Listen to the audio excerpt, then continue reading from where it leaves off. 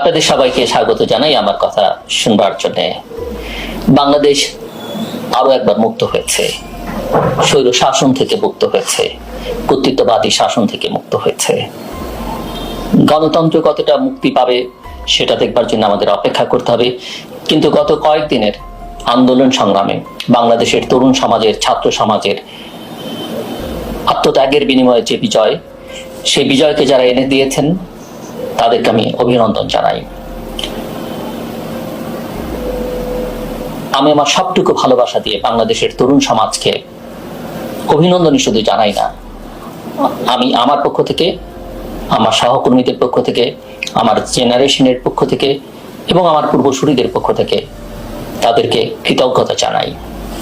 যারা জীবন দিয়েছেন তারা ইতিহাসে, আমাদের ইতিহাসে, গণতান্ত্রিক সংগ্রামের ইতিহাসে শহীদ হিসেবে মর্যাদা পাবেন আমি নিশ্চিত করেই বলতে পারি। আমরা আমাদের সবটুকু সামর্থ্য দিয়ে, ভালোবাসা দিয়ে তাদেরকে স্মরণ রাখবার চেষ্টা করব এবং আমি বিশ্বাস করি বাংলাদেশ, এই নতুন বাংলাদেশ তাদের স্বজনদের পাশে দাঁড়াবে। অসংখ্য তরুণ জীবন দিয়েছেন, অনেক শিশু জীবন দিয়েছেন, অনেক সাধারণ মানুষ জীবন দিয়েছেন, অনেকে পঙ্গুত্ব বরণ করেছেন, অনেকে জেলে গেছেন, নানাভাবে অসম্মানিত হয়েছে। আসলে বিগত কয়েকটা বছর বাংলাদেশ একটা ভয়ের আবহের মধ্যে, একটা ভয়ের সংস্কৃতির মধ্যে, একটা বক্সের মধ্যে বন্দী ছিল। সেখান থেকে বাংলাদেশ মুক্ত হয়েছে। এই মুক্তি চূড়ান্ত মুক্তি কিনা সেটা আমি এখনই নিশ্চিত করে বলতে পারবো না, কিন্তু একটা জগদ্দল পাথর আমাদের মাথার উপর থেকে নেমে গেছে এবং স্বৈর শাসক বিদায় হয়েছে। বিভিন্ন দেশে স্বৈর শাসকরা যেভাবে পালিয়ে যায় সেভাবেই পালিয়ে গেছে, অত্যন্ত লজ্জার সঙ্গে, অত্যন্ত অসম্মানের সঙ্গে। লক্ষ লক্ষ নেতা কর্মী সমর্থককে পেছনে ফেলে রেখে, তাদের দিকে না তাকিয়ে, তাদের সঙ্গে কোনো আলোচনা না করে পালিয়ে গেছে। এই বিদায়ের মধ্য দিয়ে অসম্মানিত হয়েছে বাংলাদেশের মুক্তিযুদ্ধ, মুক্তি সংগ্রাম, অসম্মানিত হচ্ছে মুক্তি সংগ্রামের প্রধান পুরুষ। গত কয়েকটা বছর ক্ষমতায় থেকে যেভাবে ঘৃণা ছড়ানো হয়েছে, গোটা সমাজ রাষ্ট্রকে যেভাবে বিভাজিত করা হয়েছে, সেটার একটা পরিসমাপ্তি ঘটেছে অনেক ত্যাগের বিনিময়ে। শুধু বাংলাদেশের ইতিহাসেই নয়, দক্ষিণ এশিয়ার ইতিহাসেই নয়, সম্ভবত গোটা বিশ্বের ইতিহাসে একটা অন্যতম ব্যতিক্রমী এবং ত্যাগের মধ্য দিয়ে আমরা যারা বড়, আমাদের রাজনৈতিক দলগুলো যে কাজ করতে পারেনি, আমাদের তরুণ শিক্ষার্থীরা, তরুণ সমাজ সেটা করে দেখিয়েছে। এবং এই বিদায়ের মধ্য দিয়ে বাংলাদেশ একটা নতুন বাংলাদেশে রূপান্তরিত হবে, সেটা আমরা চাই। বৈষম্য বিরোধী ছাত্র আন্দোলনের নেতারা যেটা বলেছেন যে আমরা এমন একটা বাংলাদেশ চাই যেখানে কখনো স্বৈর শাসন, যেখানে কখনো ফ্যাসিবাদ জায়গা করে নিতে পারবে না।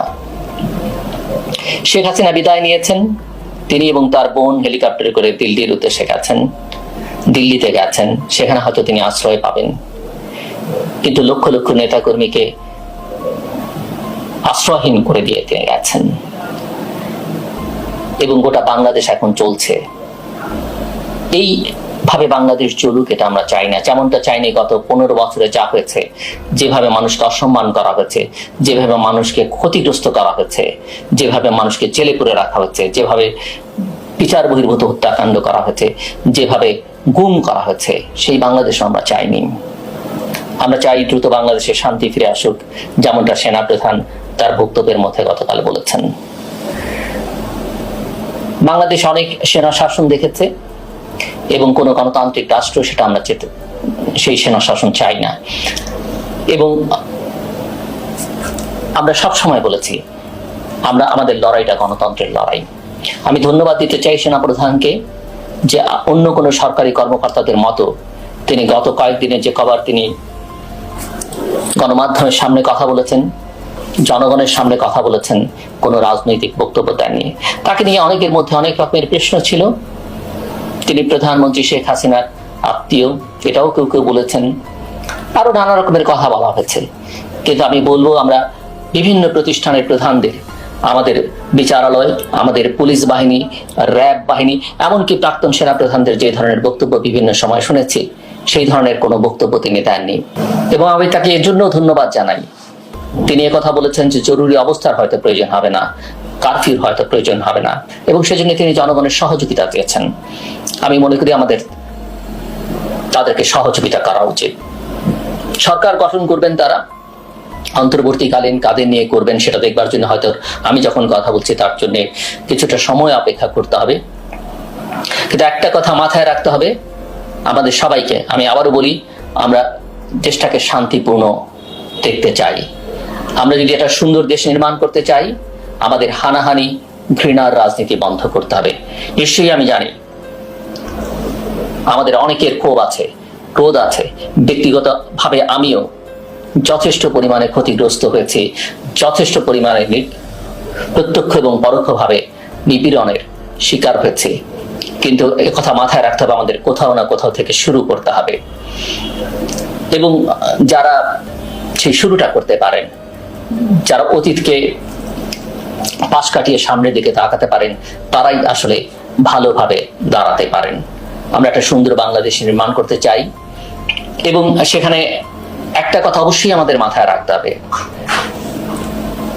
আমাদের টাইরেন্ট বা ডিক্টেটর যাই বলি না কেন বিদায় নিয়েছে। আমরা আশা করি বাংলাদেশ এটা গণতান্ত্রিক বাংলাদেশ হবে।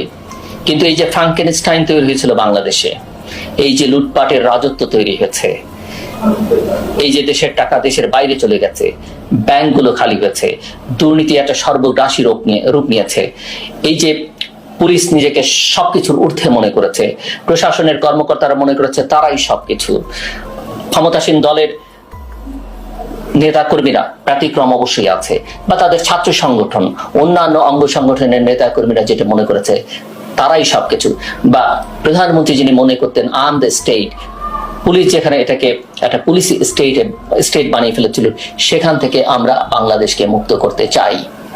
আমরা চাই বাংলাদেশে যা কিছু হবে তার সিদ্ধান্ত নেবে বাংলাদেশের জনগণ, অন্য কেউ নয়, কোনো ব্যক্তি নয়, কোনো দল নয়, কোনো গোষ্ঠী নয়, কোনো প্রতিষ্ঠান নয়।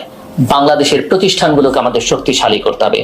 বাংলাদেশে এমন একটা ব্যবস্থা করতে হবে যে ব্যবস্থায় চাইলেই কেউ পরিবর্তন করতে পারবে না। আমাদের সংবিধানে হাত দিতে হবে, আমাদের প্রতিষ্ঠানগুলো গড়ে তুলবার ক্ষেত্রে কাজ করতে হবে, আমাদের অনেক ধরনের সংস্কার করতে হবে। আমরা একটা স্থায়ী নির্বাচনী ব্যবস্থা চাই, এবং বাংলাদেশের রাজনীতিবিদদের যে মনস্তত্ত্ব, ক্ষমতায় গিয়ে লুটপাট করা, সেই মনস্তত্ত্বকে ভাঙতে হলে বাংলাদেশে কোথাও আছে কি নেই, স্বল্প সময়ের জন্য হলো 3 মাসের জন্য একটা অন্তর্বর্তীকালীন সরকারের ব্যবস্থা করতে হবে, যারা বাংলাদেশে নির্বাচন কন্ডাক্ট করবে। বাংলাদেশে বিভিন্ন প্রতিষ্ঠানে নিয়োগ প্রক্রিয়া এমন ভাবে করতে হবে, বিশেষ করে সাংবিধানিক প্রতিষ্ঠানগুলোতে, যেখানে চাইলেই তার মধ্যে এমন কোনো ভয় থাকবে না যে তিনি সরকারের সিদ্ধান্তের বাইরে গেলে তাকে বিপদগ্রস্ত হতে হবে। তার মধ্যে এমন কোনো স্বপ্ন তৈরি করবার সুযোগ থাকবে না যিনি এখান থেকে বেরিয়ে গিয়ে আরেকটা পদে যেতে পারবেন।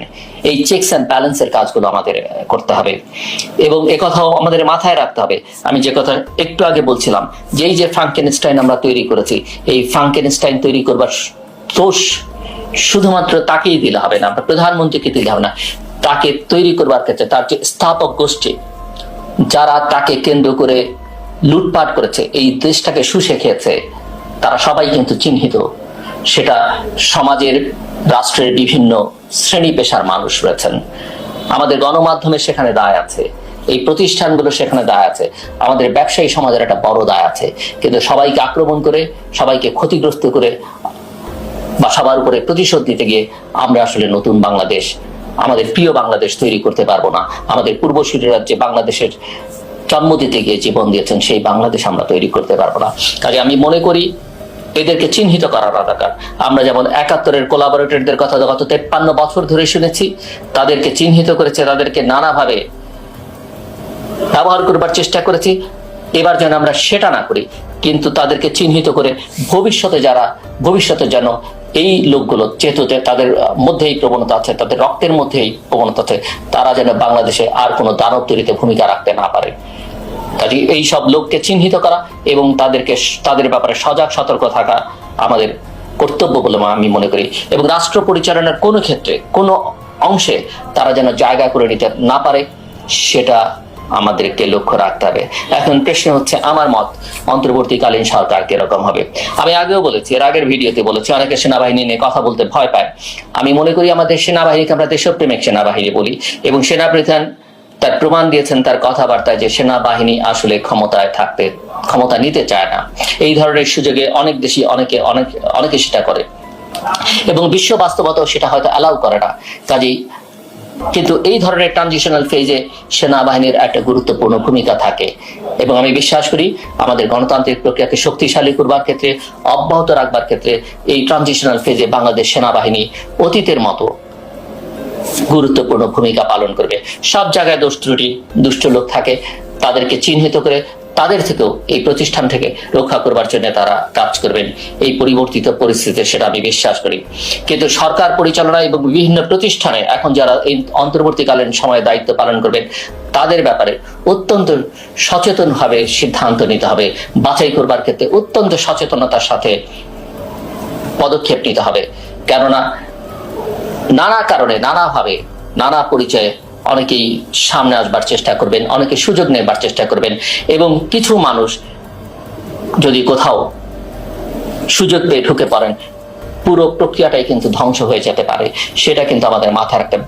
একটা বড় চ্যালেঞ্জ বাংলাদেশের জন্য। আমি শুধু এই যে কোলাবোরেটরদের কথা বললাম, এখানে শুধু ডোমেস্টিক কোলাবোরেটর নয়, আমাদের কিছু এক্সটার্নাল বা ফরেন কোলাবোরেটরস আছে, যারা আমাদের এই টাইরেন্টকে গত কয়েক বছর ধরে সহায়তা দিয়েছেন, সমর্থন দিয়েছেন। বাংলাদেশের মানুষের গণতান্ত্রিক আকাঙ্ক্ষাকে যারা শ্রদ্ধা করেননি, যারা একটার পর একটা নির্বাচনকে বৈধতা দিয়ে গেছেন শুধুমাত্র তাদের সমর্থন দিয়ে, যেখানে বাংলাদেশের জনগণের কোনো অংশগ্রহণ ছিল না। কাজে তাদের ব্যাপারে সতর্ক থাকতে হবে।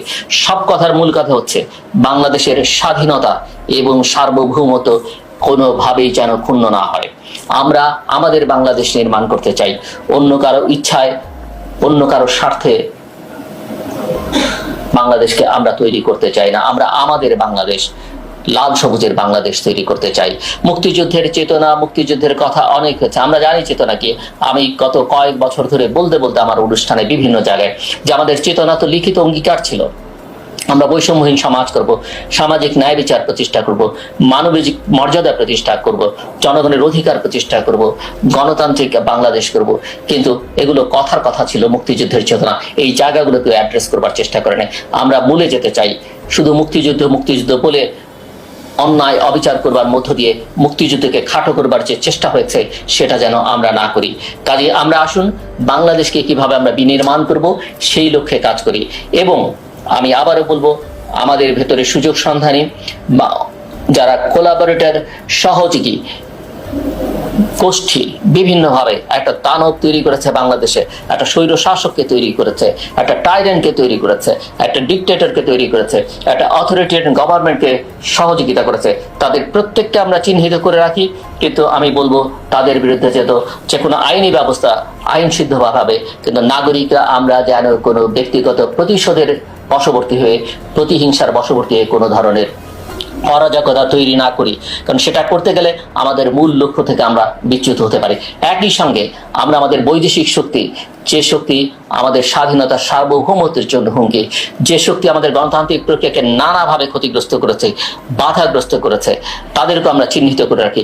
তাদেরকে আমরা কোনো স্পেস দিতে চাই না, কিন্তু অবশ্যই আমরা একটা গ্লোবাল ভিলেজে বাস করি, আমরা একটা বিশ্ব ব্যবস্থার মধ্যে বাস করি, সেখানে প্রত্যেকের সঙ্গে আমাদের সম্পর্ক রাখতে হবে। সেই সম্পর্কটা যেন আমরা রাখি।